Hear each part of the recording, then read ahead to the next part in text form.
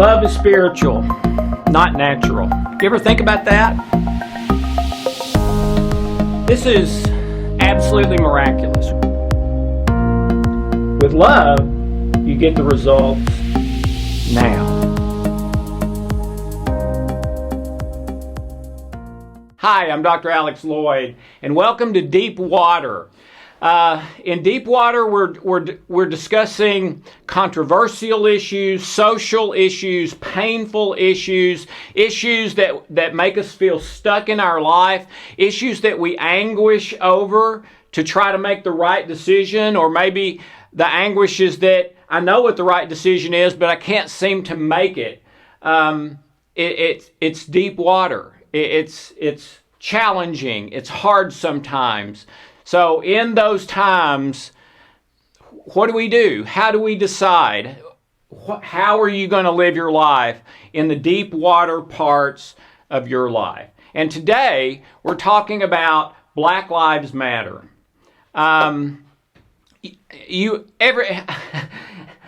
would be shocked if anyone who ever sees this doesn't immediately know what I'm talking about when I say those three words, because it's been so huge in the media, especially in the United States, but really all over the world too. So we're going to talk about this today, and I have one request. I bet you've heard 100 different opinions about Black Lives Matter. I bet you haven't heard this one. So if you'll hang with me to the end, I think I'm going to talk about a general solution that maybe you haven't heard before, and I would ask you to consider. All right? I'm going to have a special guest today. I don't typically do this, but I really felt compelled to do that this week. It's one of the best friends I've ever had in my life. I've known him for 40 years. We were on an athletic team together in college and have stayed in touch and stayed good friends ever since. And I believe he is somewhat of an expert on this subject. His name is Jimmy Hampton. Jimmy, come on out. Good to see you, brother. Good to see you, brother. Thank you so much for being here. Thank you. All right, have a seat. All right. All right. As we go through this, and this is going to be a little bit longer segment because we want to cover everything we can think of that's relevant to this from several different angles, and maybe give you a different way of thinking about it, and maybe a different solution or action step that maybe you haven't heard. But as we're going through it, I want you to know I am a follower of Jesus. It's the most important thing in my life. Jimmy is too. He's a brother of mine. He's also a preacher. And so Jimmy, just for a couple of minutes, as you think about this Black Lives Matter issue, what are the biblical, spiritual things that occur to you related to this? Well, and the one thing that came to me as we were talking about this was the guys. I feel like we're in a spiritual battle, because Jesus said, when he talked about it, that the battle we fight against, it's not against flesh and blood. That's right. It's not against people with different pigment in their skin, but we have made that, and I think the enemy is Satan is having a field day with us. Mocking us, because when he can get us fighting, looking at stuff, at people's color of their skin, then he can rule our hearts. And what it will do, this anger and bitterness will cause our hearts to be hard towards Jesus, and we will miss his power and his work in our lives when our hearts become hard and we don't understand, because we have missed the spiritual implications of what Christ is doing in our lives. And the reason I'm saying that, I just preached about this past week, where in Mark's gospel, where he was talking about the disciples when he fed the 5,000, which would have to be more than 5,000, because they said it was just 5,000 men. Yeah. But then when he dismissed the crowd and the disciples, he sent them on across the lake, and he came about the middle of the night or close to dawn, and they were shocked that he had walked on the water or whatever, but he was there with them. But the one thing that's been stood out in my heart here in the last week was that he said that their hearts were hardened because they hadn't understood. That's right. About the loaves and the fish. Wow. They hadn't understood it. And I think, guys, we hadn't understood what Christ has been doing in our nation, the way that he's blessed our nation and has made our hearts hard, that we haven't recognized his goodness and his glory and his power. And we have allowed the enemy to try to, he hadn't destroyed us yet, but to try to destroy our nation. Yeah. Based upon people's color of their skin. Yeah. So it's a spiritual, we haven't seen the spiritual implications of what's going on in our lives. Yeah. You know, sometimes critics of I'm not talking about the official organization, but the concept of Black Lives Matter. Mm-hmm. Some of the critics say, well, there's slavery all through the Bible. I mean, slavery in the Old Testament, slavery, and Jesus even said, be a good slave, basically, right. Obey your master, whatever. Mm-hmm. But I think you've got to look at things in context. And I think the reason Jesus was saying that to the slave was for the slave's benefit. Right. I mean, you're already in this situation. You can't get out of it. Excuse me. And exactly what you're saying. Don't let your heart get taken away because you're a slave and your master's mean to you or nice to you or whatever he is. You just be the best slave you can be. But in Galatians 3:28, I think he says what is really the truth about that. Paul does, and he says in Christ, there is no slave or free. There is no male or female. There is no Jew or Gentile. We are all one in Christ Jesus. We are all one in Christ Jesus. To me, that is the controlling passage, that Jesus was talking to the slave for the slave's benefit. Yep. Don't let this take away your heart and your life and your family and so, you're a slave, but this is not what's most important anyway. That's to come in the next life. Just be the best slave you can be and be loving, and if you get set free, great. But Paul's passage is really controlling, and I'm told that Paul is the only writer in all of Scripture who says he was entrusted with the whole gospel, the entire gospel. No one else says that. And then the other passage, of course, for me, is when Jesus was asked, "What's the greatest commandment?" And he said, "It's love, and if you do that, you've done it all." Everyone watching this, if you've grown up in church or a believer, you've heard of that thing called the Golden Rule: treat others the way you would have them treat you. Well, how does that apply to slavery? I mean, does the Golden Rule apply to slavery? Well, it applies to everything. If you're a believer, well, there's no way you can have a slave, even if you're nice to them, and be doing the Golden Rule. You're violating it just by having a slave. Wouldn't you? I would agree. Yeah, and then the last one I wanted to bring in is Luke 9, and it's also about the feeding of the thousands. Okay. And at the end of that, Jesus is talking to the disciples, and here's what he said: "If anyone would come after me, would follow me." Yeah. Okay? You got that part? If you want to follow Jesus, if you say you're a follower of Jesus, you better be doing this, because he said, if anyone would follow me, come after me, here's what it entails. Deny yourself daily. Not once, not 100 times. Every daggum day, you're supposed to deny yourself, okay?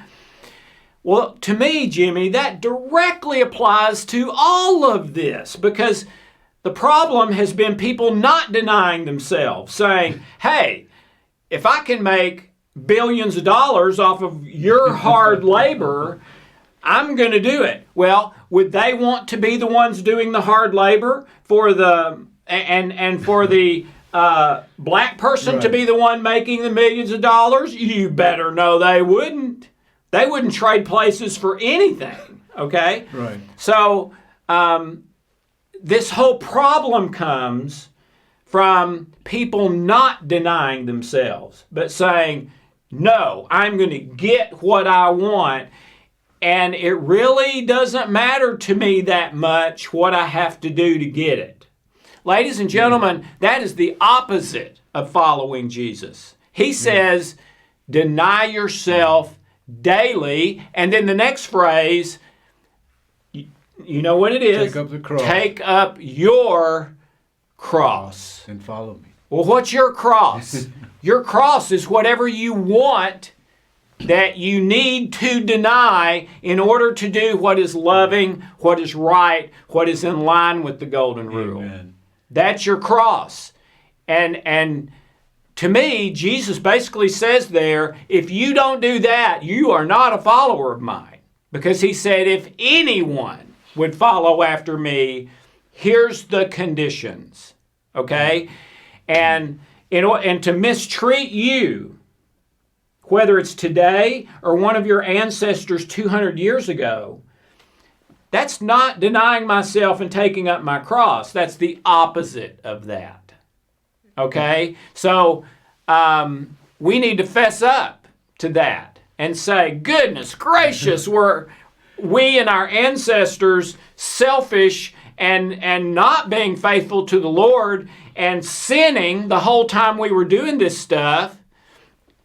Wow. and maybe they didn't even realize that. Maybe you don't even realize that. But that is exactly what Jesus says. If you are going to follow me, here's the deal.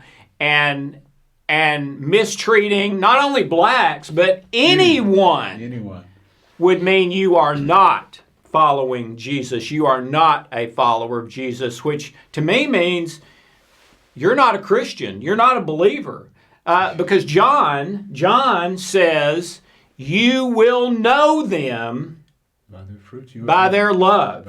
You will know them by their love. We used to sing that song, man. Yeah. They're known by Christians by their love. Yeah. So in these 300 years, in the 50 years since desegregation, do black people know us by our love?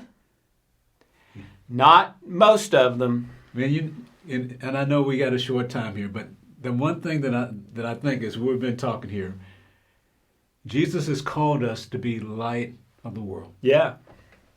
And I think we as the church, as his body, and with this issue of Black Lives Matter, I was wondering, and just a thought for those of us that are believers out there, I wonder if we as a church, if we would take this to heart, because if we're the light of the world and the community, our society, our nation is looking at us, what do they see in us as the body of Christ? Yeah. And I think we as a church may have missed this part. Yeah, I agree. I think we have missed this. We've been so segregated, but I think if we as a church would come out as a body of believers. Now, I'm not talking about the Black Lives Matter, but as far as all lives matter, and take down this wall of racism and prejudice and hatred. Because if you think about it, if we are called to be the light of the world as a church, what had we done as a church? I guess Martin Luther King said the most segregated hour is Sunday mornings. Right? Yeah. When we said we're one and we're all family, but I can't worship with you because you're white. But you guys go over there, and I think we've as a church is given the wrong message. If we want America to change, it's got to start with us. Yeah.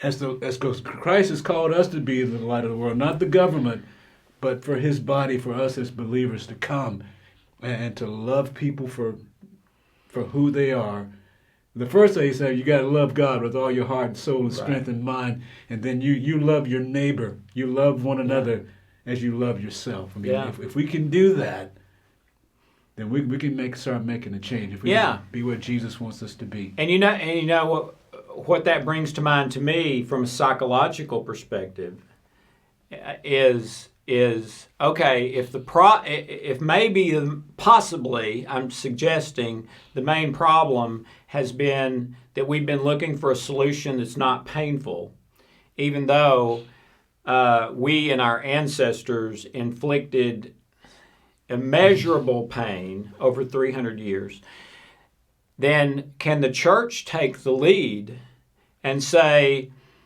we're going to do the painful solution that really communicates how much we love and care about you? We've been looking for, I think churches have been looking for a solution that's not too painful as well. So can the churches take the lead and say, all right, we're going to try something we've never done before. We're going to do a plan, a solution that is extremely painful for us to do, but that we think best communicates that we're sorry and that we love you and how much worth you have to us, and to embrace and be one. And I never really thought of that until you said that right now about the churches. Why couldn't the churches take the lead in that and say, we don't care what the government does. Government may never do anything. We're going to do the painful thing. We're going to take the first step. Well, I think that's what Jesus didn't call the government to be the light of the world. He called us, right? That's right. That's right. And if there's some injustice, in there, then we, for whatever that painful solution would be. And even if I'm not the one that committed the injustice, right. I mean that's the parable where two guys are going down the road and there's somebody in the ditch who's hurt and hungry. It's the Good Samaritan. Right. One guy goes right by, doesn't, basically goes to the other side of the road and does this. Right. The other guy gets down in the ditch, helps him, feeds him, says anything else he needs, I'm going to pay for. But that guy didn't cause him to be in the ditch. No. That wasn't his fault. But he still did the painful thing to help. And that's what Jesus did. He came and did the painful thing to help us. He went through the most painful thing. To help us. And for us to be that light, I think we can, I don't, I know there are some churches now that are making inroads. I mean, like the little church that I'm at. Right. I'm the second man of color. Yeah. I'm one of the few men of color. So I'm there. They're preachers. So they're stepping out and going, hey, man, in my hometown, in my small little hometown, here I am. And I think that there's other ministers there in my hometown that are black ministers that are part of the majority of the congregations are white, which is I'm going in my hometown. That is just really cool. So I know there are churches that are trying to make some inroads, and I know there are other churches. But I think the healing's got to start. If we're called to be His light, then I think it's going to start, because Jesus is the only one that's able to heal that and change our hearts. When we're able to see Him moving, and our hearts are not hard, when we see His power moving in people's lives, what it will do, it will soften our hearts to be able to do what you said, to be able to love, to be able to. And ladies and gentlemen, I've been in deep prayer and meditation and research for about a month, knowing that this day was coming, to really try to make sure whatever I have to say is helpful, not harmful. And I pray to God that is the case. So let's start here. Right. You hear those three words, Black Lives Matter. I hear that. What does it mean to you? I'm from what they have said, and I guess a lot of this started because of the incidents with the police. Right. And what I'm taking forward, that is finally brought to head, that the lives for black men, black women, just black Americans that our lives do matter. I mean, it is important that we have value. We have what is it? That we bring value to our nation. That we mean something to our nation, and for people to be vocal about that. I'm just thankful that it's finally come to a head. That we can have a discussion like this, to be able to talk about what it's like to be black in America. Yeah. I mean, so how do you feel? Let me ask you a couple questions if I can. And by the way, Jimmy was a major athletic star in high school, running back, right? Mm-hmm. In Kentucky. Yeah. Correct? In Kentucky. Yeah, so this guy's been a stud in his life. Now, you have to know this. He is way older than me. That is true. way older than me.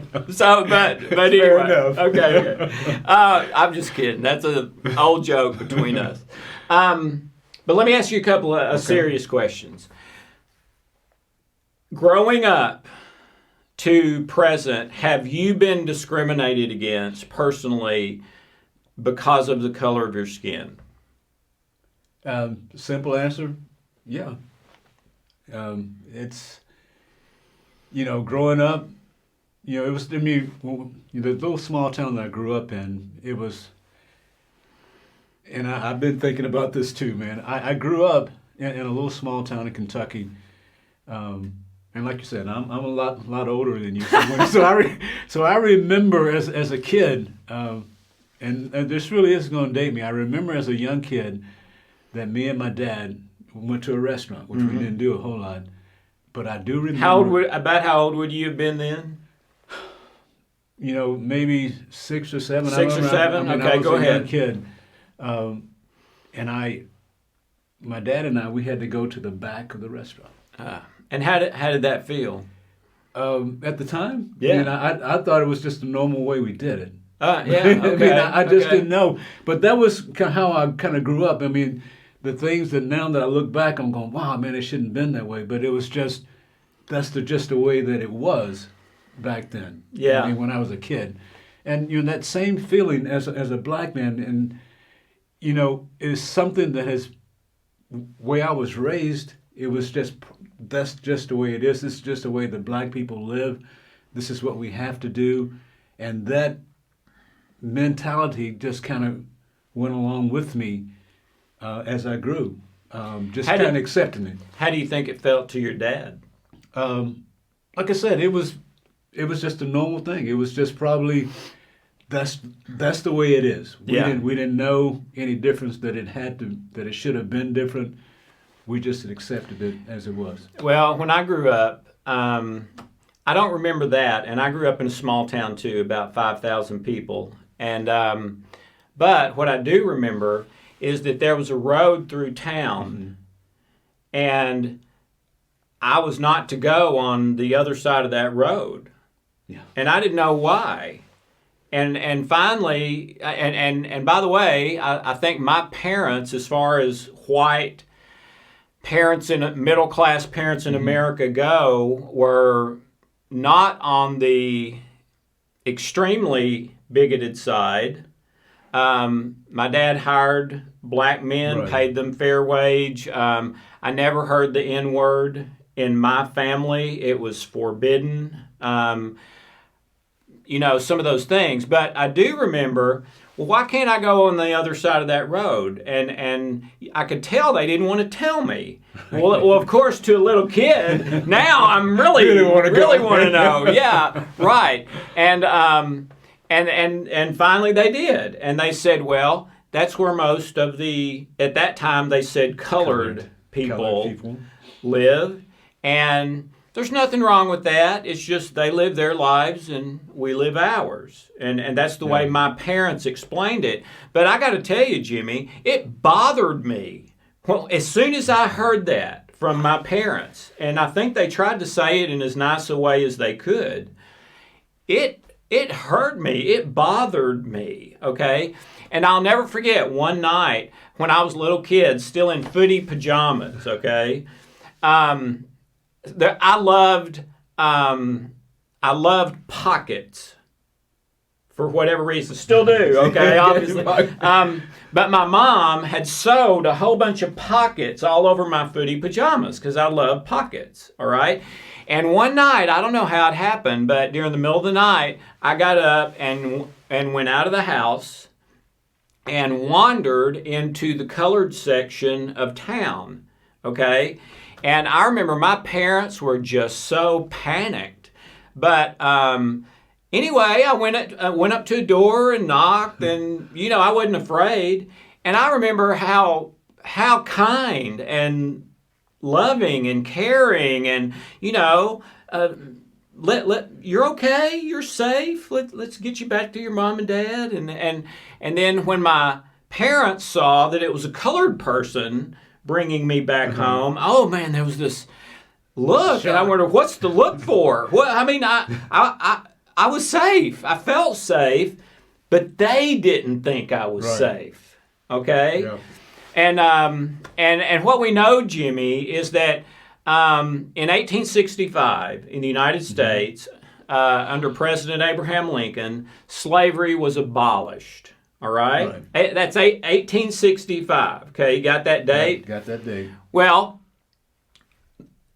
desegregation did not happen until 1968. So that's more than 100 years after slavery was abolished. And that's that time that both you and I grew up, is slavery was abolished, but segregation was still in effect, and that was the deal that some of you remember, where you can't eat at the same lunch counter, coloreds could not use the same water fountain, the same bathroom, or eat in the. You had to go in the back of the restaurant. Had to go in the back, right? And or you had to go in the back of the bus. You couldn't sit in the part of the bus with everybody else. So, that's astounding to me that we're talking about 250 years of slavery, which the first instance of slavery in the United States was in 1619, with 20 Africans who were kidnapped, brought over, and sold and brought over to the United States. That's when it started, 1619. So from 1619 to 1865, that's 250 years, there was slavery in America. Okay. So what does that mean? Okay, for 250 years, there's slavery. What does slavery mean? Well, I looked up some statistics, all right?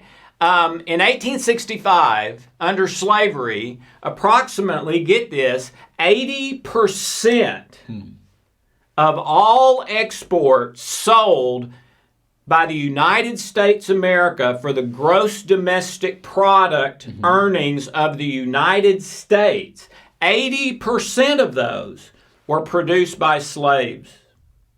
Wow. And at the time, that was about $3 billion a year, but in today's money, it's about $50 billion a year. And so 80% of what America was built on financially came from the slave labor. I mean, that's worth a lot of money. You're talking $50 billion in today's money, and we're talking 250, 350 years. So what's 50 billion times 200? What's 50 billion times 300? Because what happened after slavery was abolished in 1865 by Abraham Lincoln, many slave owners they didn't say, oh, okay, you're free to go. No. What they did, a lot of them, was say, okay, you're not slaves anymore, but you are my property, and we own you. And a lot of the southern government states upheld that law and said, okay, yeah, they're not slaves anymore. So even though after slavery had been abolished, there were still millions of slaves that nothing happened for them. It went on just like it had before. Well, see, I was close to that. And my brothers and I were talking about it just a couple of weeks ago, that I wasn't aware about the ownership and how they talked about that. But when we grew up in this small town, part of early on, and I do remember this, that our dad was a sharecropper. Yeah. And I'm finding out more about my dad. My dad was uneducated, and one of the things that they would do with a lot of slaves, they wouldn't get them educated. So he was an uneducated man, but he married my mom, which she had some education. I think her education went to the 8th grade, and she was very bright. Had some cousins that they all grew up working on this one farm. And so basically and what I'm learning is that sharecropping is just another name for slavery, because what they would do, the blacks that were on there, and I think there were some whites that were probably sharecroppers as well, but for us, from a Black Lives Matters point, from my brother, we were just a generation away from slavery. We were that close, and that mentality that we inherited from from 200 years of being a slaves, and being a psychologist, that when you go through abuse, how it affects you mentally. And I think we as Black Americans, we have struggled with that abuse and had to be able to shake that. Haven't been able to shake that for a long time, and we're still struggling with that. Yeah. But because I remember as a kid looking back, and we would work on there, but my dad, they would work. And so the deal with sharecroppers were, they had to pay, even though they had the white owner would allow them to work the farm. But they had to pay for all the material, all the fertilizers. They had to pay for all the seeds and all the labor to plant it. And then because they weren't educated, because my dad, I'm just finding out from my uncle that before he passed, he was telling me about my dad, that when my uncle would go out there to help him work on the farm, that the white landowners didn't want my uncle out there because he could count. Yeah.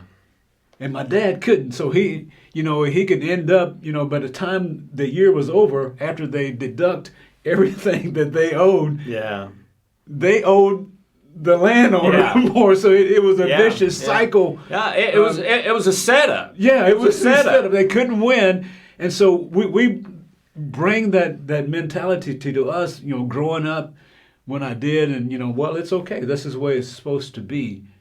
This is the way that it's supposed to be, and I didn't know.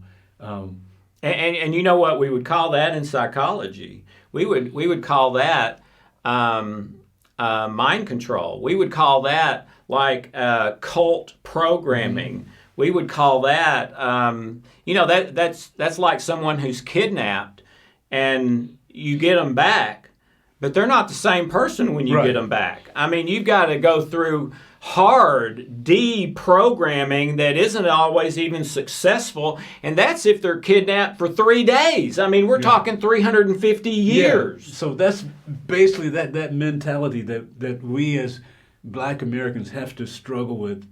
And, I'm just now feeling a little bit better, because I knew when I moved to Nashville, I mean, I still had a little bit of that mentality. And one of the things that helped me was, like you said, I did play sports, and being able to be there, and the camaraderie with my white teammates, and one of my best friends was, the white guy, and we hung out, and we were buddies, and color didn't matter. Yeah. I mean, so my brothers and all, like, we all kind of grew up that same way, because of what our dad and our mom taught us, to respect everyone, to love, no matter what their color is, and we learned how to live the life and play the game, I guess, whatever, and not play the game, but I guess just live the life, and as we grew up. But now that we've gotten older, to know, man, it should have been different. It should, yeah. And I remember as a kid that I was actually, I guess, a part of the brainwashing, that I was angry at Dr. Martin Luther King when he started, because I thought he was the enemy. Because I'd heard that from Why? Why did you think he was the enemy? Because he was stirring up stuff, causing trouble. Okay, causing I got it. trouble, and I didn't know. We're going to get in trouble because of him. Yeah. And I didn't know what he was trying to do, and up until here lately. Because that got white people mad. Yeah. And we don't want the white people mad. Yeah, that's we right. don't want them mad. And he's coming in here stirring up these white people, and they're gonna be mad at us. And he's just a troublemaker. Isn't that amazing? It really was. Gosh. And I'm going. Now I know what they were trying to do. And I see the documentaries now on TV and going and see what they went through. Yeah. For me to have what I have now and see what they went through, man, it breaks my heart. Let me back up a little bit. Something I should have brought out earlier. So, Black Lives Matter. To you, does that mean that white lives don't matter, that Indian lives don't matter, that Hispanic lives don't matter? That's one of the biggest objections I've heard, mainly by white people, to the Black Lives Matter is, well, I agree with that, but also think that, so how, and you shared this with me the other day, and I thought it was beautiful. So what's your take on that? I'm get a drink of my water here. I think I may have shared with you. I mean, I believe that all lives matter. I mean, it's especially in this day in our political climate. We got. I just don't want the Black Lives Matter. I mean, because I think a lot of people are putting that for the militant. And all the rioting and looting and putting that all together, but I think the basis of it that what Black Lives Matter is that guys we wanted the people to see black people as important, and that we mean something, that we have significance, and that's what I think the Black Lives Matters. I'm not into all the militant. I'm not into defunding police. So violence. I'm not in. No, I don't think that.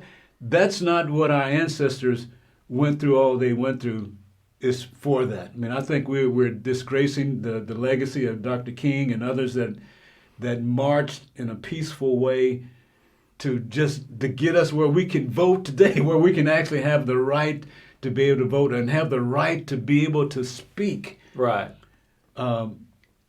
For the violence and the looting, that hurts me. Yeah. But to be able to stand and say Black Lives Matter is to say, guys, we're human. We're just as important as my white brothers, Indian brothers. And you told me that you and your son went to that march here in Nashville. A peaceful march. I mean, my son is 17 and he wanted to be a part of that. Cool. He said, "Dad, would you come and go with me?" I'm going, I've never been to a march, but yes, son, I'll go with you. But the deal was that you can't be hanging with me. Okay, I said, "Okay, son, I'll go. I'll take you. I'll go with you." You didn't tell me that part. He wouldn't let me hang out with you. You him. weren't cool enough. Right. So I went and I stood and to be there, and my job was, I didn't tell him this, but my job was just to pray. Yeah. And so I was there praying and been able to talk with people as they came by. Just for him to be a part of that and for me to be a part of that, there was a peaceful march to being able to have a voice to be able to stay there. And I was very excited to be a part of it and just to see all the people. And so what encouraged me more, I mean, there were more white people down there than they were black. And I'm going, wow, that's encouraging to see. Yeah. And I think, just to see that encouraged my heart. But so to answer your question, does Black Lives Matter? Yes, but all lives, we all, and I think that's, if we can get that, to know that a life is important. I thought about one of them. In a few minutes, I'm going to bring in a family analogy. Okay. And I'll bring in a little piece of it right now. And that is, if you've got 6-8 people in a family, and one family member is struggling or having a problem with something, or pain, or illness, or trouble at school, or whatever it is, you go help that one, right? And you don't say, well, wait a minute, this isn't fair to help just him because there's 5 other members of the family. No, you don't do that. You go help the one that needs it, and then after that, if another one needs it, you help them, and if another one needs it, you help them. So the way I see it is Black Lives Matter minus the violence is saying, hey, this is a 350-year problem. Now, up to today, it's more than that. It's about 400 years. But this was almost a Holocaust type problem for 350 years in America, and it's time we focus some on these people and help them because we're the reason for their pain. So that's kind of how I look at it. Let's take a couple more things. I already shared that 80% of the gross national product of exports for the United States during that time was from slavery. At any given time, basically when slavery got big in America to its end, there were approximately 40 million slaves. At any, this year, 10 years from now, 100 years from now, all the time, there were approximately 40 million slaves. But here's the one that I just can't get over, Jimmy. It's estimated that up to 60 million Black, African American men, women, children were killed or murdered during those 300 years. 60 million. And we talk about the Holocaust, which is what, 6? Right. 6. And that's like the greatest atrocity there's ever been. This is 60 million. And that's not even, and the research I did is that rape was just an everyday deal. I mean, that was nothing. Rape was way more than 60 million. Torture was way more than 60 million. And I mean, slaves were killed for breaking a dish. Slaves were killed for a sheep accidentally getting out of the pen. I mean, just stuff you would not even believe that was so painful for me to, and a lot of that stuff I said, okay, wait a minute, is this just some crazy website, because there's so many of those out there? But no, I researched, and no, others are agreeing, and these are credible people, and this is real. 60 million people, many times that in rape, torture, etc., over about 350 years. And that time when you and I were alive was, as little kids, was just on the edge of the lynchings, the lynchings that were way after slavery was abolished, a lot of them. And I'm not aware of any of those in the town I grew up in, but I bet 50 years before that there was, or maybe 20 years before that. So anyway, what we're talking about with this issue is, to me, one of the most horrific things that has ever happened in the history of mankind. Not just, oh, well, this is something we should probably see if we can figure out. I mean, those are two different things. And I'm reminded of President Kennedy in one of his most famous speeches where he says, we have so much more in common than not. We all breathe the same air. We all want the best for our children. We're all human beings, okay? So we need to unite. It was his message. and love each other, help each other, support each other, unite as a human people. Right. Amen. And my doctorates are in natural medicine and psychology. And I did some research in that too. And one thing that's really interesting to me, Jimmy, is that you and I, biologically, are probably much more alike Right. than you and some other black men, as far as biologics. Right. You and me are more alike than you and a black woman. Right. I am more like you biologically than a lot of white men we could find. All right? Right. And one sweet lady, I love the way she put it. She said, we're all the same inside. we all I mean, have the same parts. I mean, do you have a liver? Yeah, got that. Got all that. You got a brain and a gallbladder, and I mean, inside We're all the same. we're the same, and even biologically with the pigmentation difference, you and I are more alike than I would be if you compared my biologics to a lot of white men, and the same would be true with you Right. comparing your biologics to a lot of black men.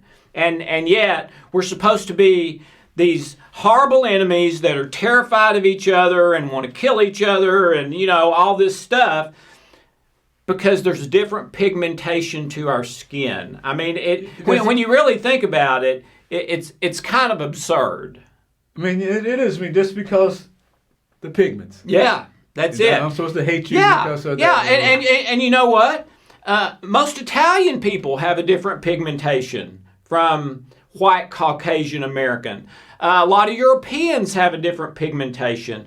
All Asians have a different pigmentation, but that may be another discrimination area too. But among people who there is no discrimination, there's a pigmentation difference. So then you're saying, okay, this much pigmentation difference is okay, but this much pigmentation difference isn't. Oh my goodness! How ridiculous could you ever try to be? Okay. Okay, and I really do, I want to bring in a family analogy of this because it's the best one I've been able to think about.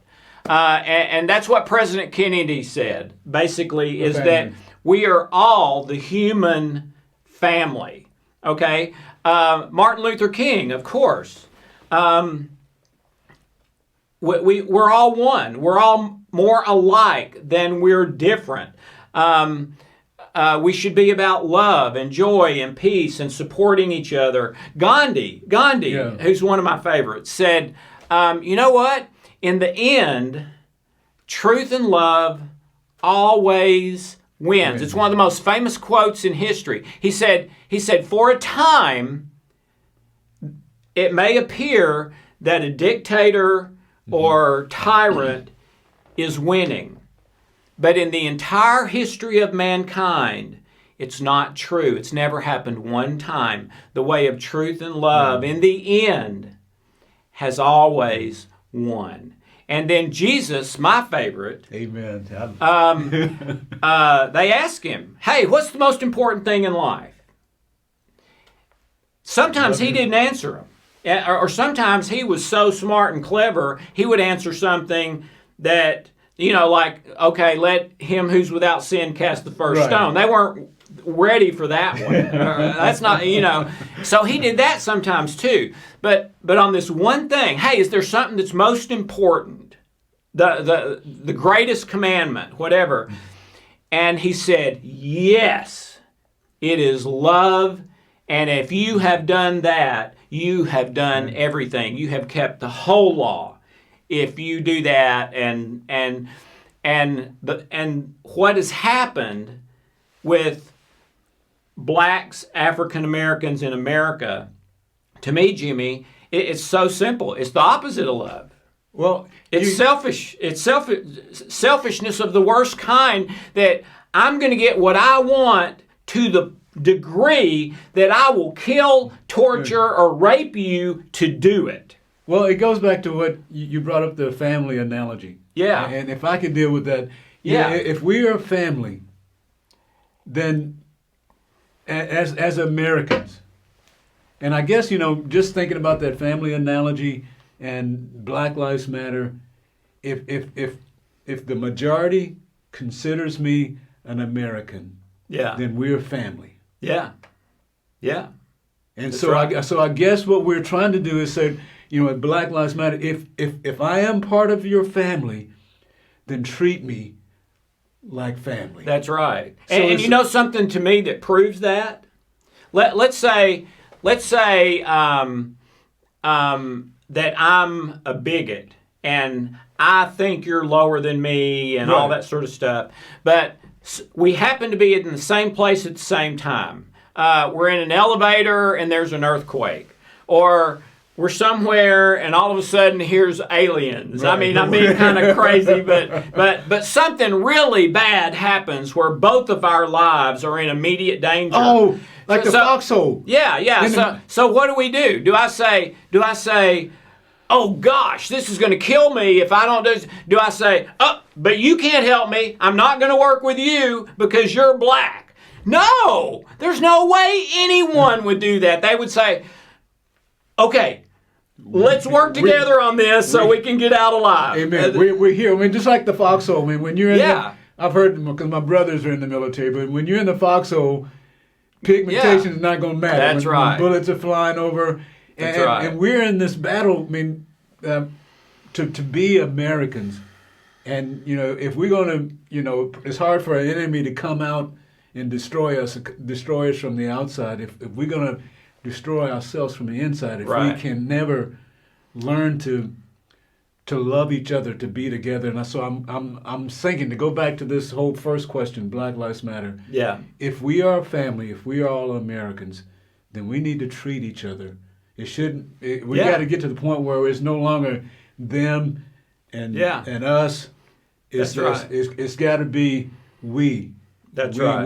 We Americans, and we're going to stand together and being able to love. And yes, Black Lives Matter, Asian lives matter, even the babies, these unborns, every life matters, because we are Americans, and we're gonna do this.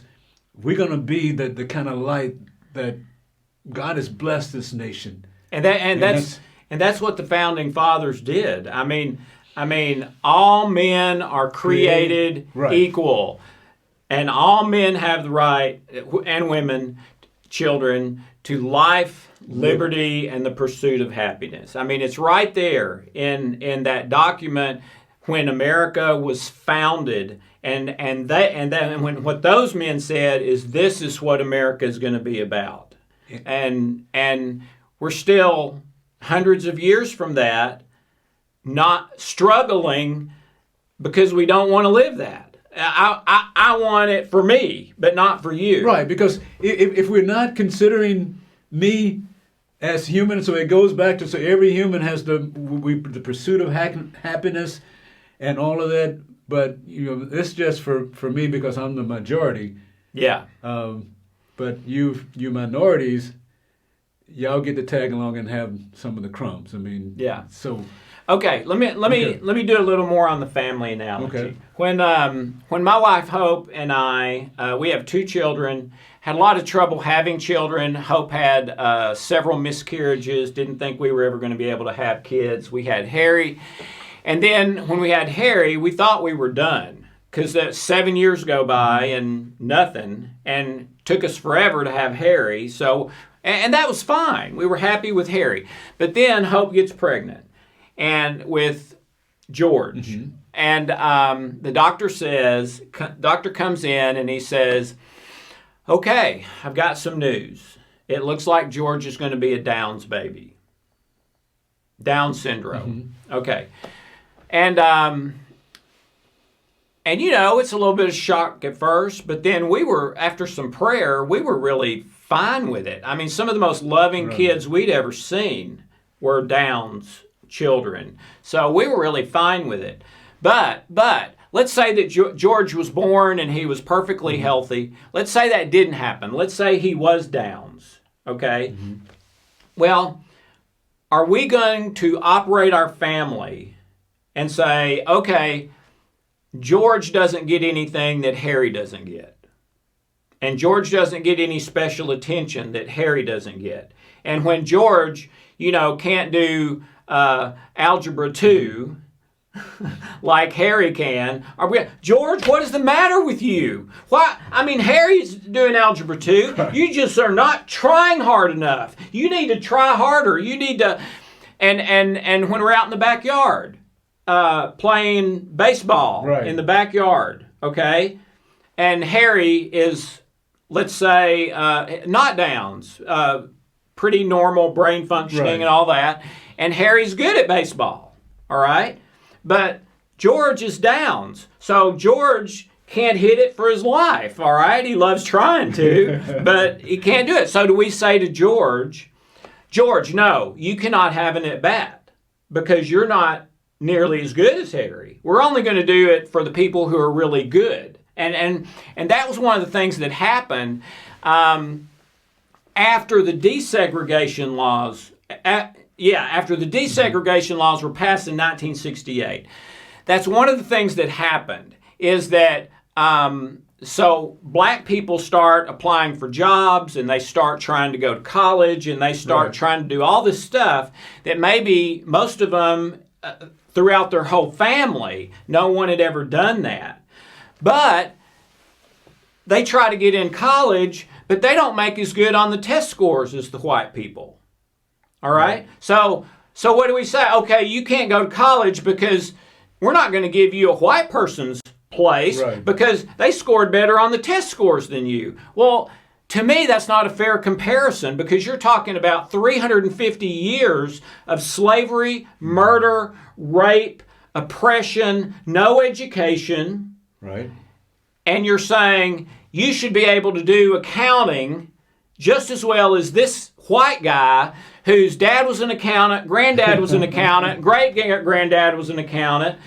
Well, that's ridiculous. It's ridiculous. No, what you do is you say, George, go ahead, take a swing, and let's change it a little. Let's say George is not Downs, he's just not as good an athlete as Harry.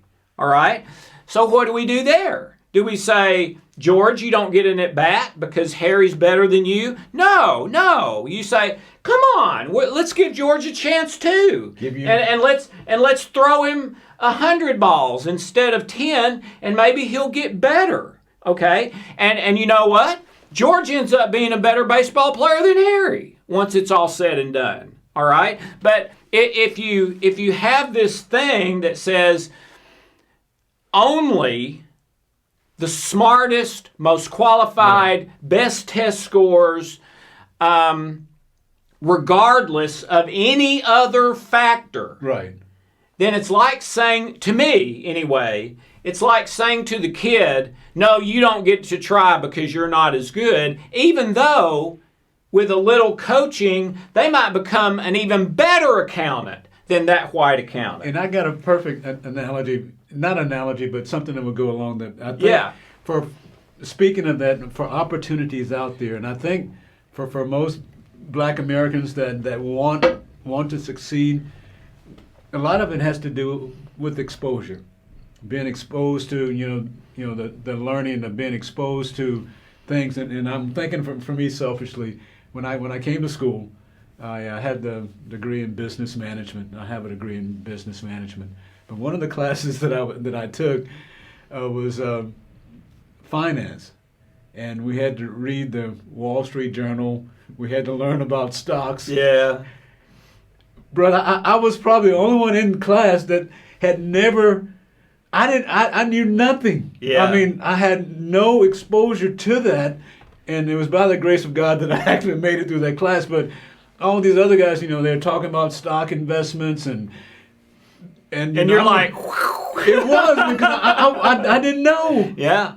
But now that I've been exposed to it, not that I'm a big time stock, but I know a little bit about the market and how to be able to do that. But I just wasn't exposed. Yeah. And for me to try to compete, getting an A in that class, and if Yeah. the professor hadn't, by his grace, probably understood that I didn't know that. I mean, I just. Yeah. But I think if we just, like you said, had the opportunity, Yeah. it's going to be a little bit different for me. But if you give me a shot, Yeah. A fair shot. give me a Yeah. fair shot at it. Yeah.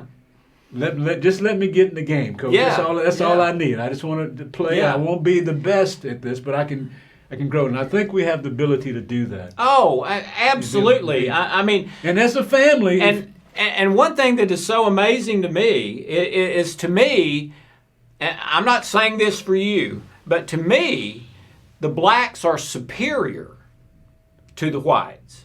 And, I mean, look at sports. I mean, Well, good we are- cow. I mean, we can do that. the blacks dominate sports. Right. Look at some of the top Nobel Prize winners and PhDs and so many of them now that are coming up with these out-of-the-box solutions Right. that no one else ever came up with are blacks. What is his name? I can't believe I forgot this. One of the premier medical doctors in the world. He ran for president last time with Trump. And he's dyslexic. I'm dyslexic. Okay, and he's dyslexic, but he may be the top medical genius in the world. He was the very first doctor ever to successfully separate Siamese twins. Wow. And no one had ever done it before. One of them had always died. But because he's dyslexic, he sees in 3 dimensions in a way that other people don't, okay? And so he's been able to do a number of surgical procedures that no one else, black, white, yellow, green, blue, have ever been able to do. And so he was going to do that with the Siamese twins, and they kept asking him, okay, are we ready to do it? And every time, Jimmy, he would say, no, I can't see it yet. And then finally he got to a place over weeks and months of praying, meditating, and he said, I can see it. I know how to do it. And he went into that hospital room, he did the surgery, and for the first time in the history of the world, they both lived. And now that is the way you do it. And no one else could figure that out. So one of the things that's ridiculous about all this to me is that for whatever reason, you guys seem to be better at everything than we are. Well, I won't say everything, but God He has blessed us, with the athletic ability. Yeah. I mean, we can do that. You can see that in the sports. If there were no black Americans, Yeah. we wouldn't have an NFL or an NBA. It would look a lot different. It'd be different. We'd be bouncing the ball. We'd be still doing the 5-pass rule. Yeah. Everybody touch the ball before you shoot kind of thing. Yeah. But yeah, we have been blessed to be able to do that. And with the ability, with the right opportunity, we can do, like this doctor, and I can't think of his name either. But Oh, I can't believe I forgot that. But anyway, back to the family for just a second. So what I'm trying to say is every single person alive, if you're watching this, it's true of you. In your family, if someone needs extra help, they get it. right. Unless you're just cruel, Right. and don't love your kids. If somebody needs special help, you get it. If a kid needs medicine, Right. the family doesn't say, well, no, you're just going to have to die, because that would take money away from the other kids. Right. No, you don't do that. You say, no, we are spending that money that we really don't have for the sake of this one person in the family, even if the rest of the family suffers some because of it. And we do that in businesses. Mm-hmm. If someone's if we're in the same company and we're all working together to produce a product or whatever, and one person's having trouble, let's see if we can fix that. Let's see if we can figure it out, so Right. we can produce the products more efficiently and make more money and all that. So we do it in almost every situation in life. But we pull out this one situation, which is racial, and say, we're not going to do it in that. If they need extra help, they've got to get it on their own. They've got to, we're not helping with that. They've got to, and to me, maybe you could make a case for that if it was totally level playing field and everybody had all the same opportunities and stuff like that. But this is the opposite of that. This is 350 years of rape, murder, torture, no education, and being denied even basic civil rights. And what you said, I'm going to go into a little more, and that's the psychology of that. And you're right. I want to talk about the psychology of it for a minute. When I was about 5 years old, our house burned down. And I will never forget it. I mean, I can remember it today, like it was yesterday. And they got me out of the house. I coughed a little bit. There was some smoke. My bedroom was on the second floor, but everybody got out okay. And then it's like the whole town was standing on the sidewalk watching our house burn, which was sort of surreal. But after that, I had a trauma about, okay, I'm going to bed, but I can't sleep because I'm worried something's going to happen. I'm worried the fire's going to start. I'm worried I'm going to start inhaling smoke.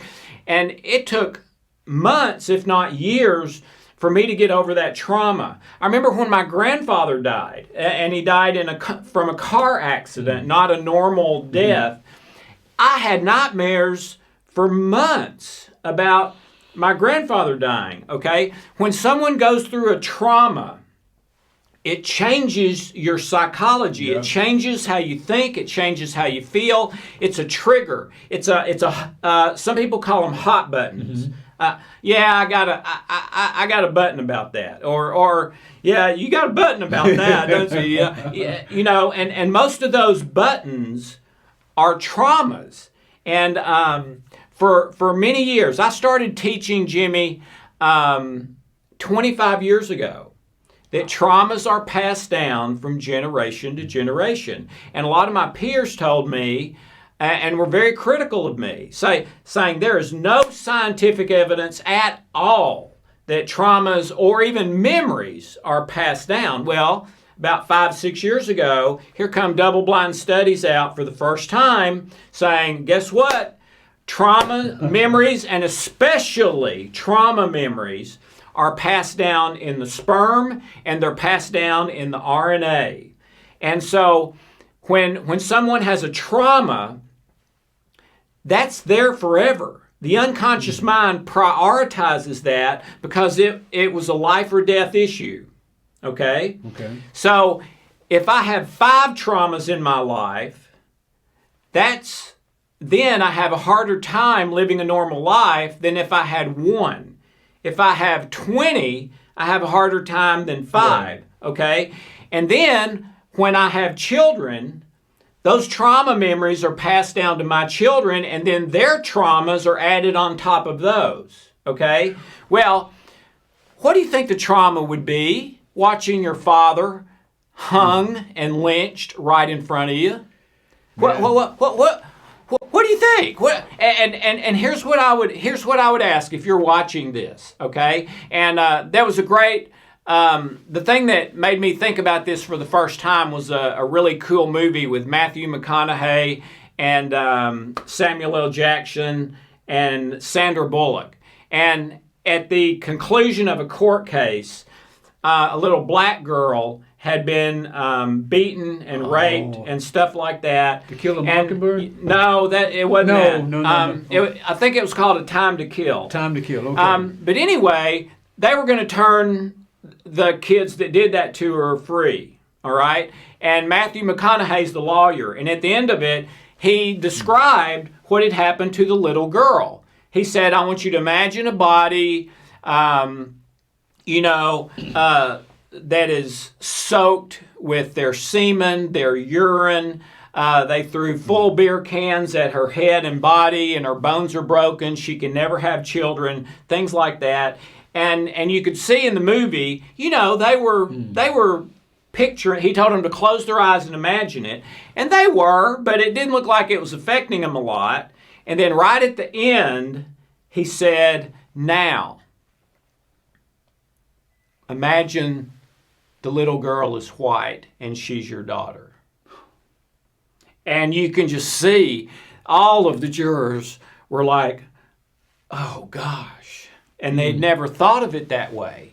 And I'd like to ask you, if you're watching this, try to imagine your father being hung in front of you, your mother being raped in front of you, your sister being raped, your brother being castrated, your brother being killed because he let the sheep get out of the pen, et cetera, et cetera, et cetera. And then imagine this happening over 350 years, over and over and over and over and over and over and over, in generation after generation after generation, and those trauma memories being passed down, and then the next group of slaves pile all of theirs on top of that, and then it ends up with you, Dylan, growing up in Kentucky and feeling like, "Martin Luther King, please shut up." That's right. You're messing things up, and we're gonna get in trouble, and these white people are gonna get us. And I would say that's the direct result of that generations of trauma being passed down over and over and over and over. I never thought about it in that depth of detail, but I do feel that, as I said before, that it has something that's been passed down for us to be able to feel that way. Yeah. It must have been that trauma, because it has affected us. And now we're seeing the results of generational abuse and whatever's going on when people are revolting or rioting in the streets, because that's the only outlet to... No one's going to understand unless I'm... Yeah, and let me ask you a question, or maybe you should be asking me this question. But if... Let's say a kid sees his father hung or his mother raped or one of those horrible things. Is it then reprehensible for the person who witnessed that to be angry about it? No, I mean... No! Anger is part... Oh, gosh! To me, that's getting it backwards. Yeah, you don't get mad at the person who's angry. They're the ones that were mistreated. The person who needs to be set right is the perpetrator, right? The one who committed the crime. Although it wasn't a crime a lot of the time, right. But it was a crime. It was a crime against humanity, and that's another point I wanted to bring out. If these things happen today, they would be crimes against humanity, which is the most serious crime anyone can ever commit. Right. Okay? That's like a Hitler or something. Okay? But so I would really encourage you, especially if you're white and watching this, imagine that happening to your family or your friends. How would you feel? And then imagine what that might do to your family over 6 or 8 generations, with it happening in every single generation. Yeah, I mean, my brothers and I, we've been angry now that we're old enough to look back and seeing anger.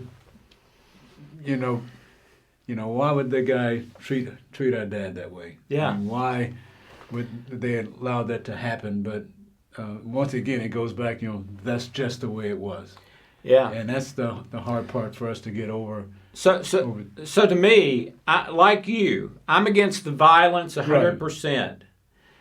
But the person who's angry, man, I want to embrace them and say, you have every right to be angry. Yeah. And if I had gone through what you and your family or you and your upbringing, if I had gone through that and were in your situation today, I would probably be angry too. In fact, I might be way angrier than you are. Well, if you think about this, I just thought about it when we were talking.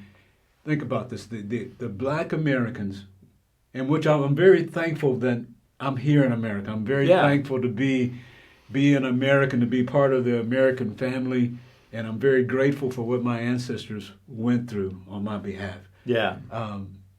But the black Americans are the only ones that were forced to come here. Right.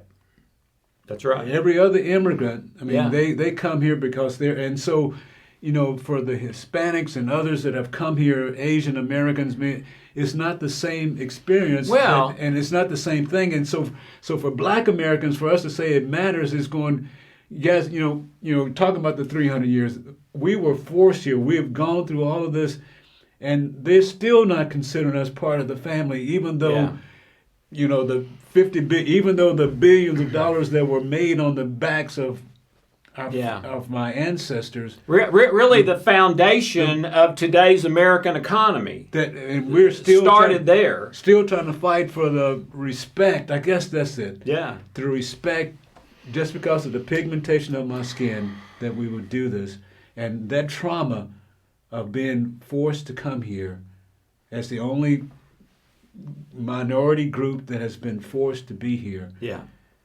Maybe, if you're saying we need something, I don't know, a payback or whatever. Yeah. We'll get to that in a minute. I want to go one other place before. Right. I want to go one other place before that, and that's the police situation. And some of this started with Colin Kaepernick, who I don't know that he had ever envisioned it becoming what it has, right. But he kneeled at the national anthem instead of stood, and he said it was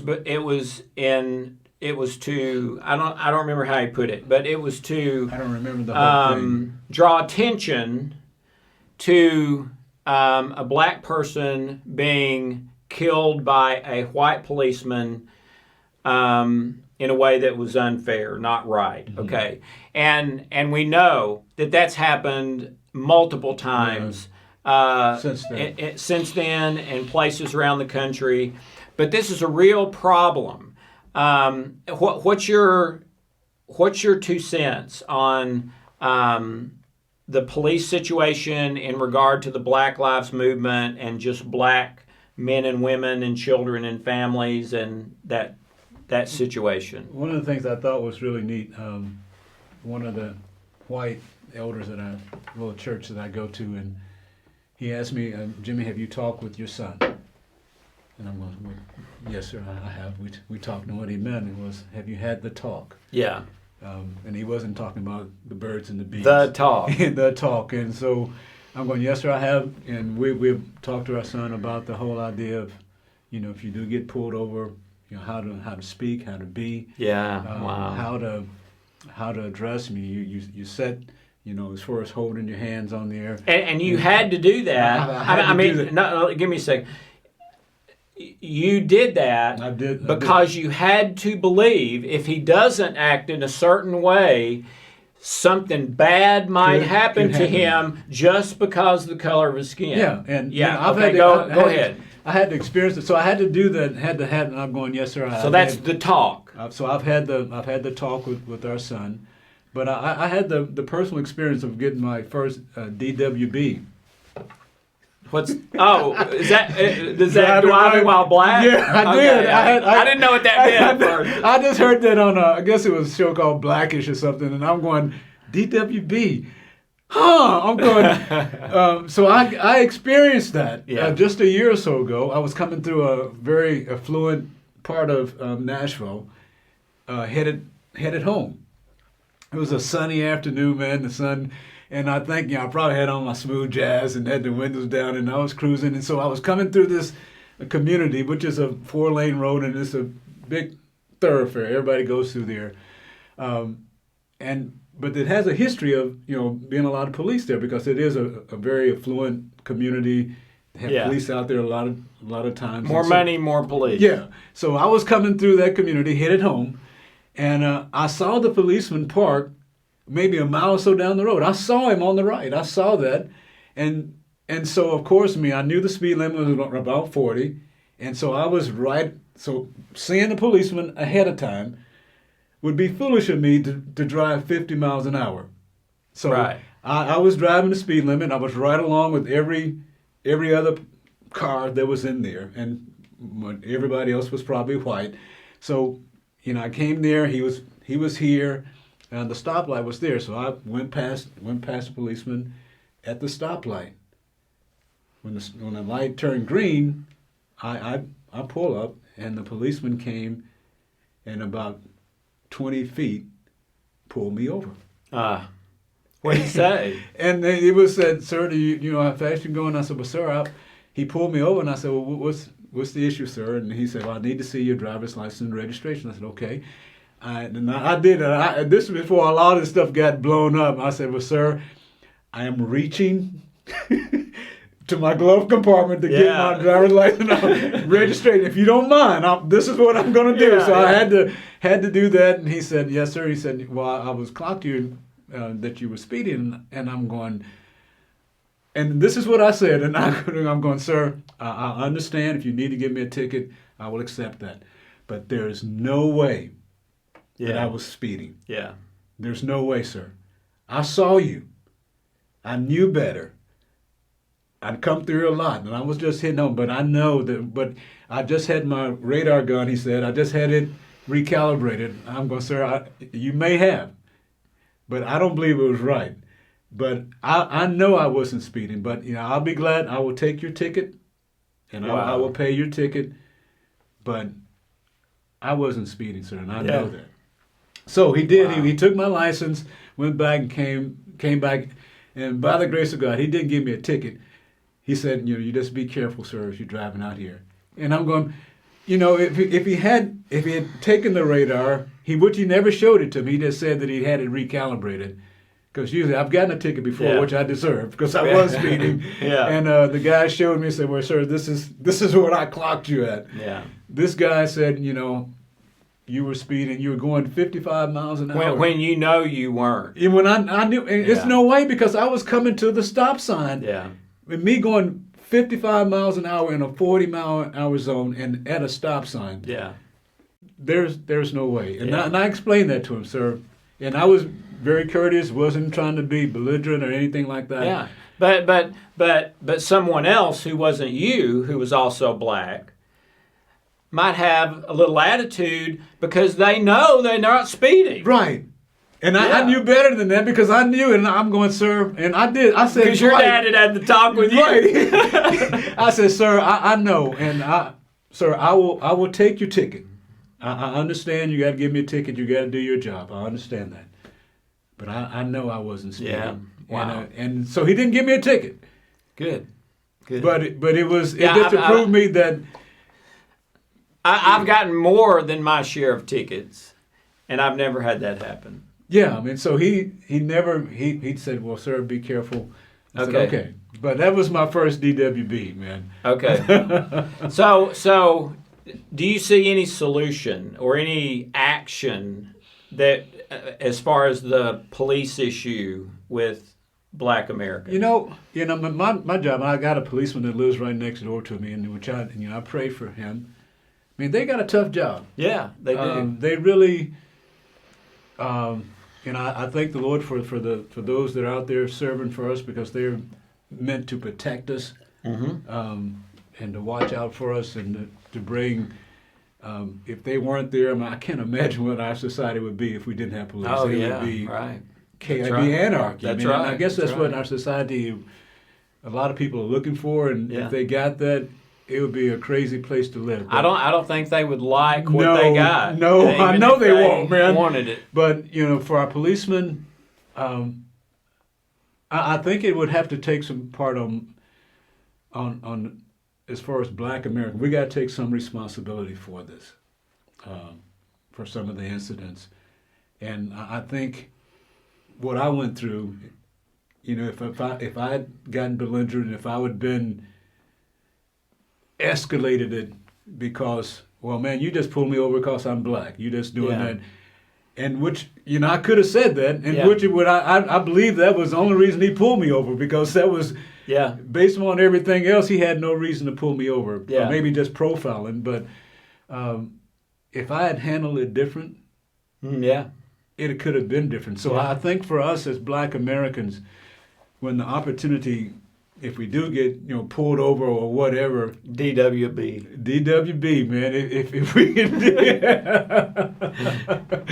But depends on how we handle it. I mean, how we deal with the situations, and we got to take in consideration these guys are under pressure, and it goes back when they're seeing the worst of humanity on a regular basis. That's right. And then for someone, you were asking someone to do something and they're giving you an attitude or maybe reaching in their pocket or something, your natural instinct is to protect yourself.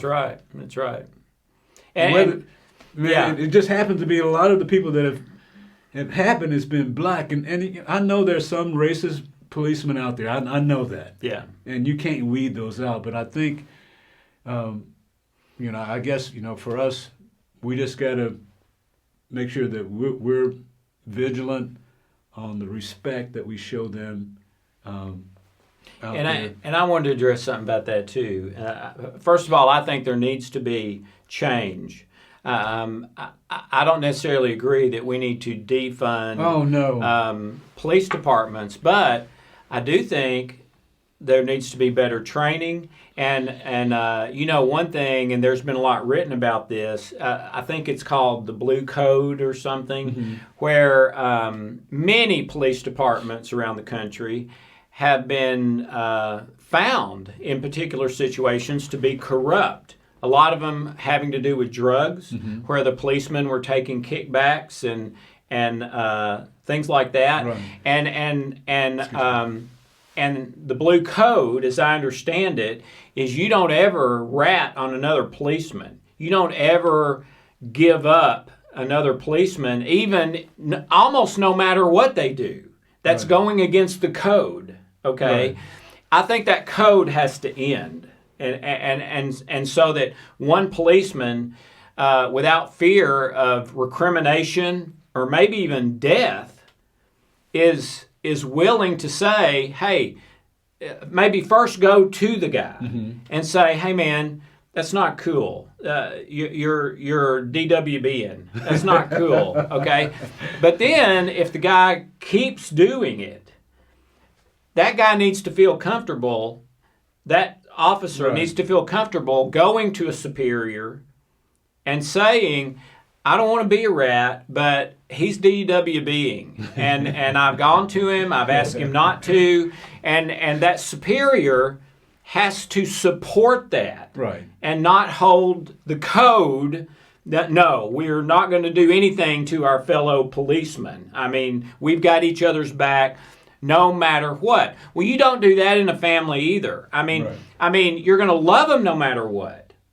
But if someone in your family is killing people or stealing or whatever, and you love them, you're going to say, hey, or if they're addicted to drugs, let's help you stop this and start living better. Okay, there needs to be some training of we're responsible to America. We're responsible to our superiors. We're responsibility to our community to not be bigoted, to treat everyone the same. Right. And if an officer's not doing that, there has to be a way without fear that officer can report it. And maybe not for the person to be fired, but for them to say, hey, you've been DWBing. What's the deal? Please, let's not do that anymore. We're not here for that, okay? Right. And then if they don't get in line, maybe then they're fired, but that sort of thing. But I wanted to talk about profiling for a second, because that's one of the big issues, and you mentioned it too in that traffic stop of yours. The psychology behind that is that we have a thing called the unconscious mind. The definition of the unconscious is you don't know what it is. That's the definition. Okay. All right? And the issue with that is that your unconscious has override control 100% of the time of your conscious intention. and here's how it happens here, is a policeman is trained to not be bigoted, to not do DWBs, to not do violence unless it's merited, and all that sort of thing. And maybe that's even their intention. But they go into a place where they, like you said, know, okay, something's weird here. My life may be in danger here, okay? And then they see a shiny flash that looks like it might be a gun, okay? Right. Well, it is possible that a person's unconscious mind can override their conscious intention for their own survival instinct, and they react really without even thinking, and it's our survival mechanism. Right. They do it before they think, and there are times that could be wrong, okay? Right. But a person cannot be always in charge of that mechanism of their brain. If their brain gets information that says to their unconscious mind, you may die in the next 5 seconds if you don't shoot, sometimes that is very or even impossible to control, even though you're trained not to do it. And that's not an excuse, but I think it's something that needs to be built in to the training. Is okay, you may get in a situation where you think you see a gun and your mind causes you to reach for your gun without even thinking and start to do something. You need to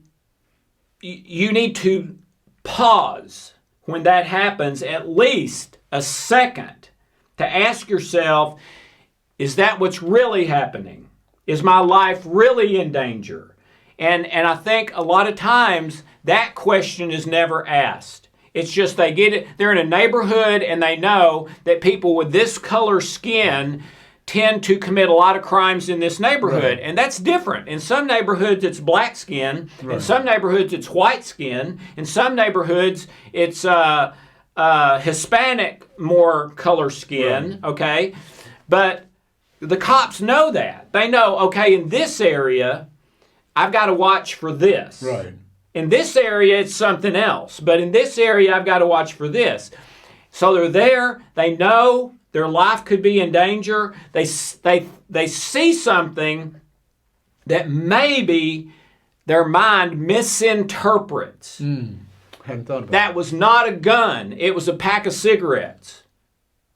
But they had already drawn and were shooting before they paused to make sure it was a gun. And that can be a terrifying thing, because in that 2 or 3 seconds, if it is a gun, right. I might be dead. Right. Okay, so I did want to at least bring in that element of the problem, that it may not always be a bigoted or bad cop. Right. It may be a mistake.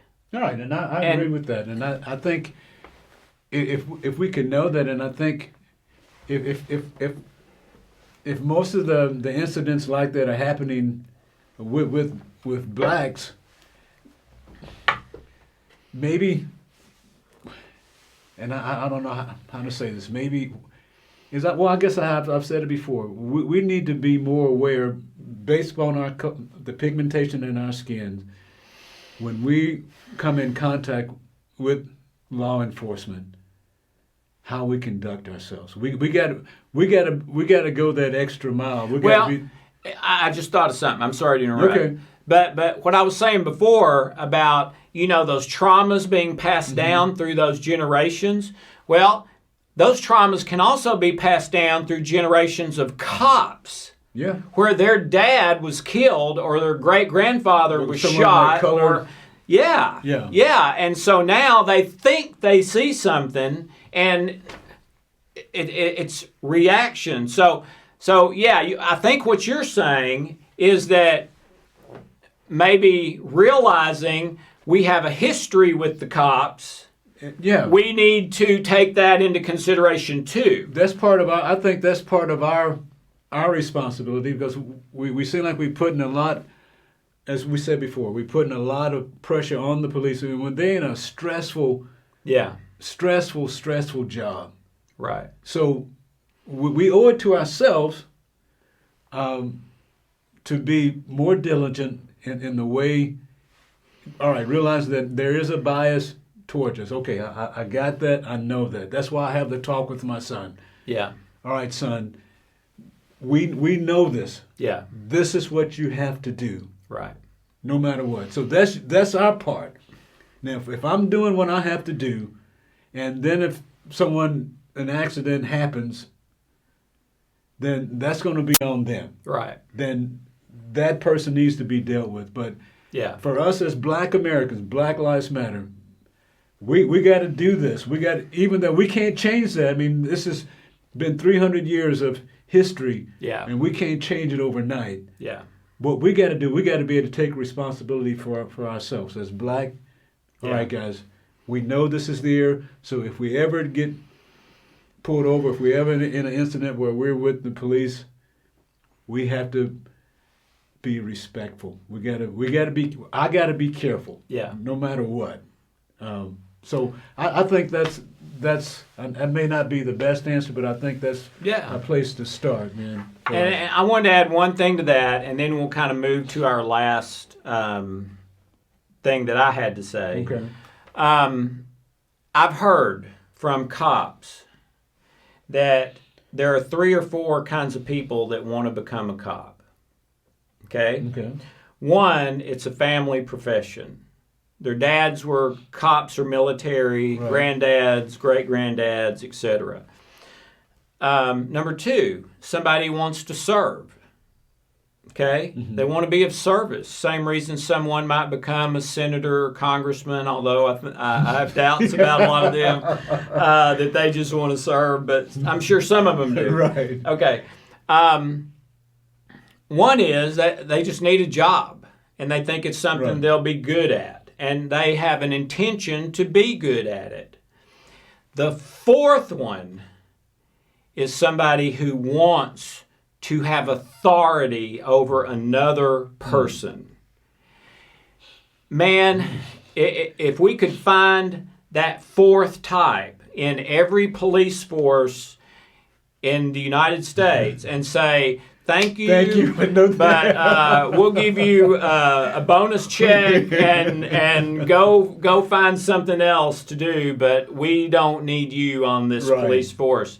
If we could find, identify, get rid of those guys and gals, I think that would be a huge step. But because I don't think that's the majority of the cops or military. I think that's a minority, but those are the ones that we're hearing about all the time. They're the one who gets the press. Yeah, that's right. So maybe you psychologists, maybe you can come up with a test. How's that? I'll get to work on that. You get to work on that and all the other things you're doing. Work on that test with the police to determine. I'll get to work on that authority part. Okay.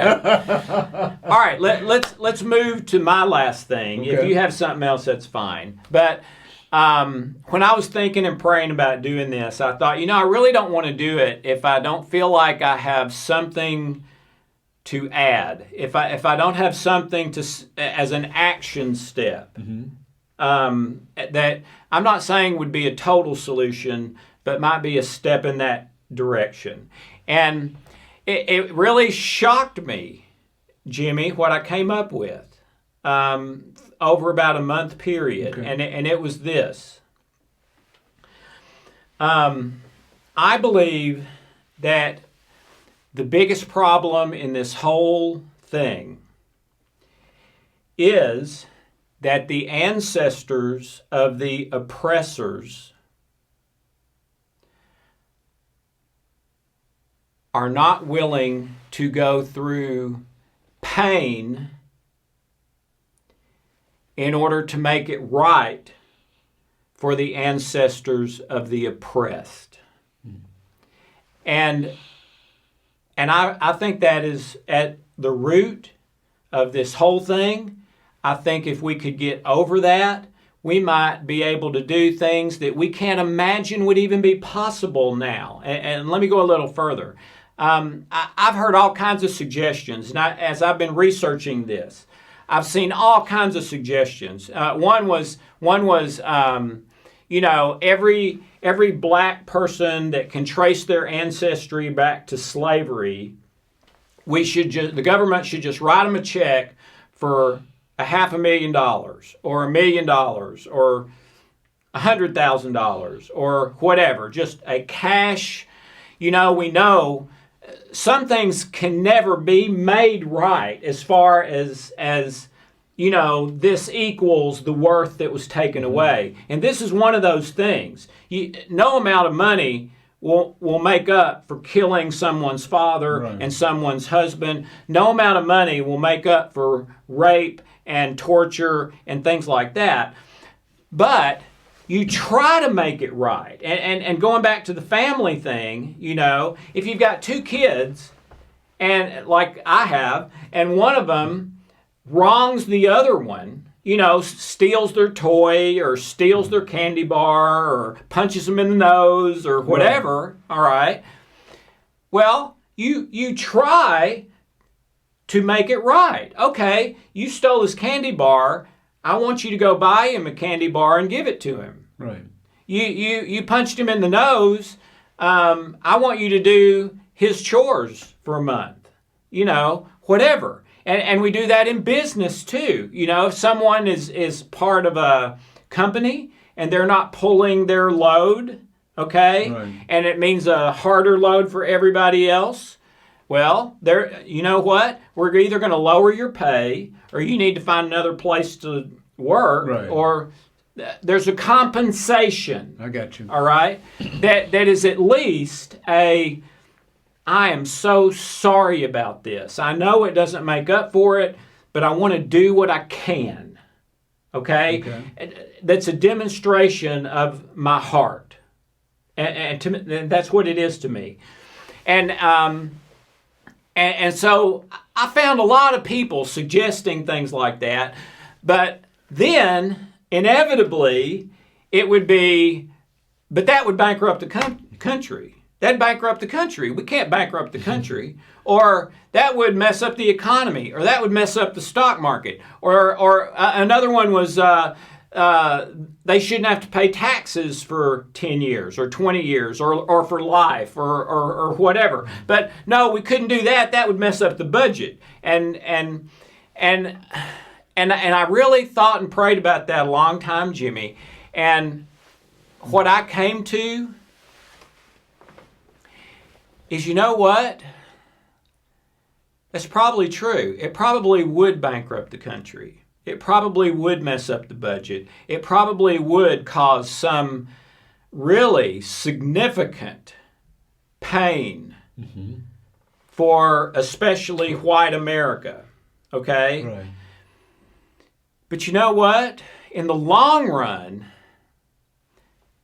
that may be the best thing that ever happened in America. Even if it did bankrupt the country.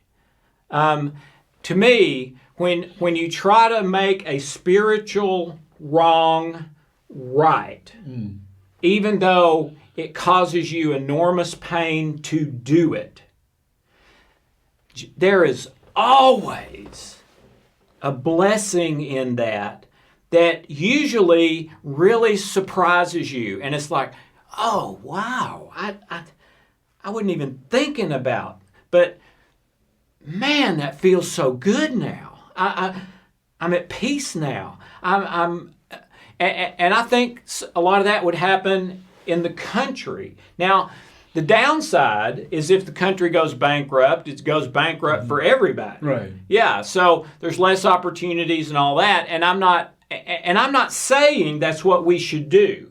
I'm not saying we should write a check or nobody pays taxes. But what I am saying is I think the problem for the last, what is it? Not from 1968 primarily to now, what is that? 40 years, 50 years. That's 50 years. Yeah. I think the biggest problem for the last 50 years is we're trying to find a solution that's not painful, and not painful especially to white Americans who maybe by and large are ancestors of the oppressors for those 300 years. And Jimmy, I think that is the wrong choice. I think we need to look for a solution that is painful to us. Think about that. How much pain was in that 350 years of slavery? Oh. You can't. It's beyond words. You can't even try to describe that, how much pain that was. We're looking for a solution that's not painful. Yeah. There's not one. No. And there shouldn't be one. I believe the solution should be painful. And that's why we missed it. Yeah. And I don't know what the solution is. But I believe there is a solution that is painful for me and the ancestors of the oppressors, even if my ancestors didn't actively kill anybody or whatever. That's still sort of, white, Caucasian, European American, okay? I think there is a solution that is a painful one that would at least be a step in the direction of saying, here's how much we do value you. We are willing to go through this pain now. Even though I'm not personally the one that did it, I know it happened, and I know it happened with some of my ancestors, and I'm willing to go through that because I value you so much. And I would appreciate your heart. I think I may have shared that with you before, just to hear that. And I don't know what the solution is.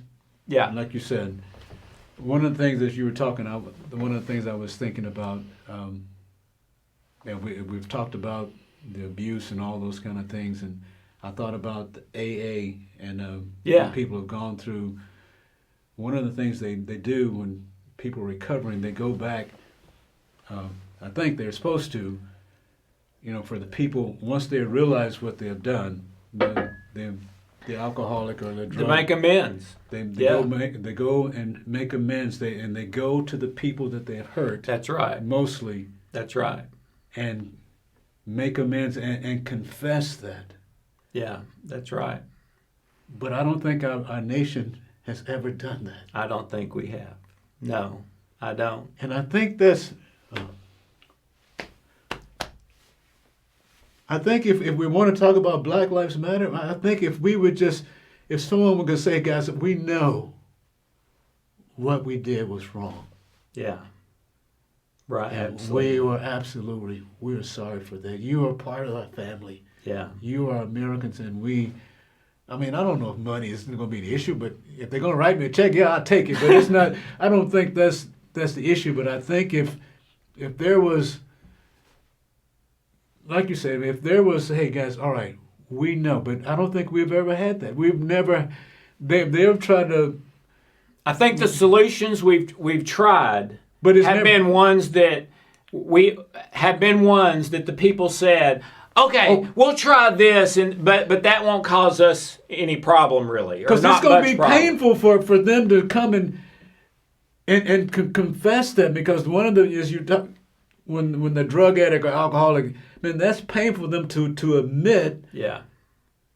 Guys, I've hurt you. What I did selfishly, what I thought was right, I have hurt you. Right. And I'm sorry. Yeah. That's right. We have never. So I'm thinking just this. I think that's what the Black Lives Matter is saying. Yeah. Yeah.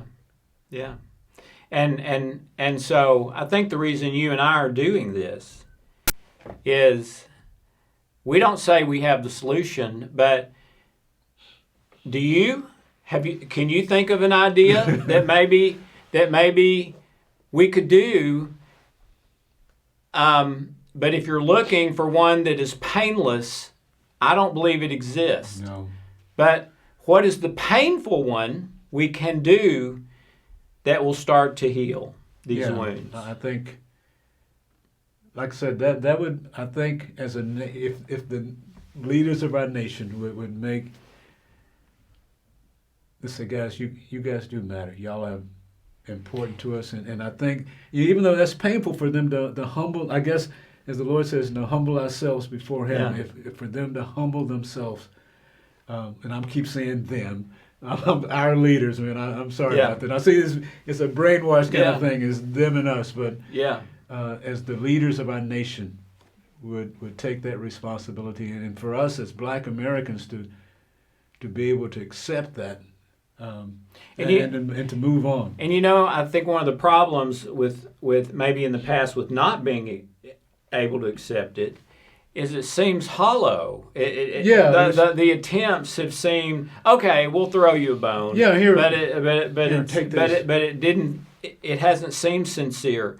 It hasn't seemed I'm willing to go through pain myself for you, and I think that's what's needed. So whether Oprah, if you've got some idea, you probably would, or anyone, what is the painful solution that maybe could start to heal this?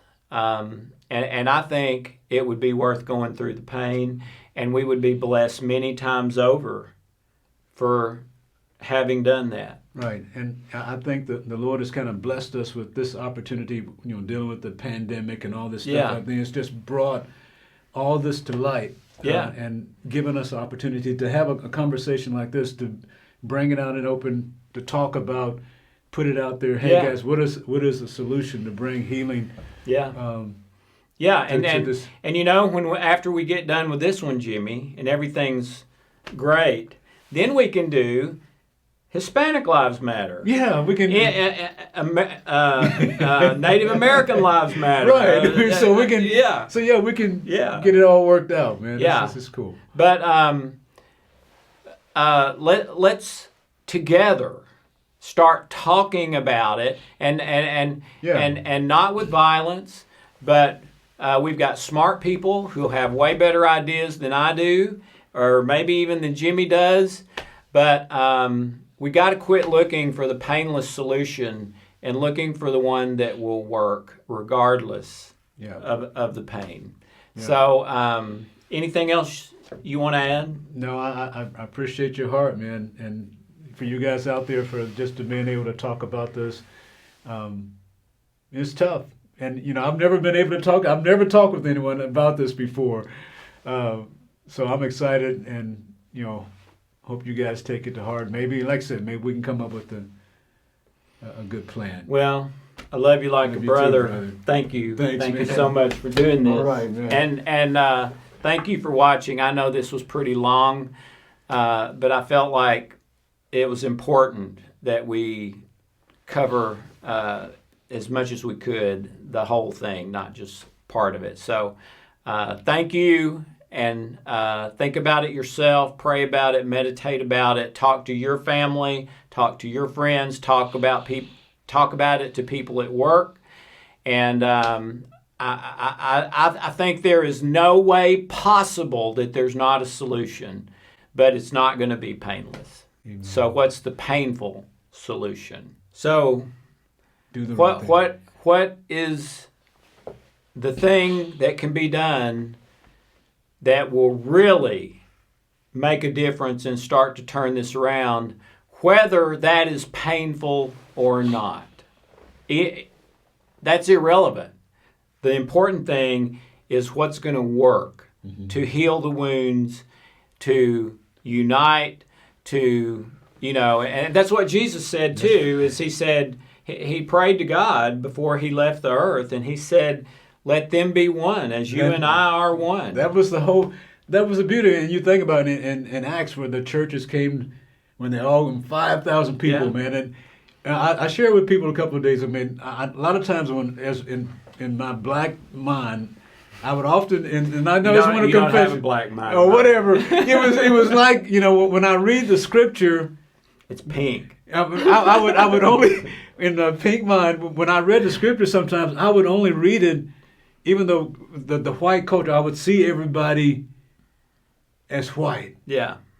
Yeah. Isn't that wild? And that's crazy Yeah. for being a black man, but when I read that, in 5,000, I'm going, there's no way that it all could be white, even though they were different colored people there, and they were all together. Yeah. And I think, church, that's where it's got to start. Is when we come together, no matter what the color of the skin is that when we come, if our society saw the churches being what Christ wanted us to be, it changed the world. It would change the world, and that's what He wanted. I mean, that's what He wanted, is the world to be changed. But we have missed that. That's right.